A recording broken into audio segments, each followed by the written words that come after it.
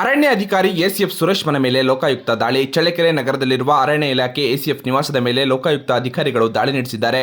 ಚಿತ್ರದುರ್ಗ ಜಿಲ್ಲೆಯ ಚಳ್ಳಕೆರೆ ನಗರದ ವಿಠಲ್ ನಗರದಲ್ಲಿರುವ ಮನೆ ಸೇರಿದಂತೆ ಏಕಕಾಲದಲ್ಲಿ 4 ಕಡೆ ದಾಳಿ ಮಾಡಿದ್ದಾರೆ.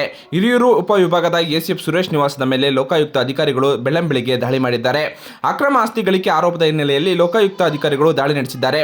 ಚಳ್ಳಕೆರೆ ನಿವಾಸ, ಹೊಸ ಬ್ಯಾಡರಟ್ಟಿ ಮನೆ, ಬೆಂಗಳೂರು ನಿವಾಸ, ಹಿರಿಯೂರು ಕಚೇರಿ ಸೇರಿದಂತೆ 4 ಕಡೆ ದಾಖಲೆ ಪರಿಶೀಲನೆ ನಡೆಸುತ್ತಿರುವ ಅಧಿಕಾರಿಗಳು ಲೋಕಾಯುಕ್ತ ಎಸ್ಪಿ ವಾಸುದೇವರಾವ್ ನೇತೃತ್ವದಲ್ಲಿ ದಾಳಿ ನಡೆಸಲಾಗಿದೆ.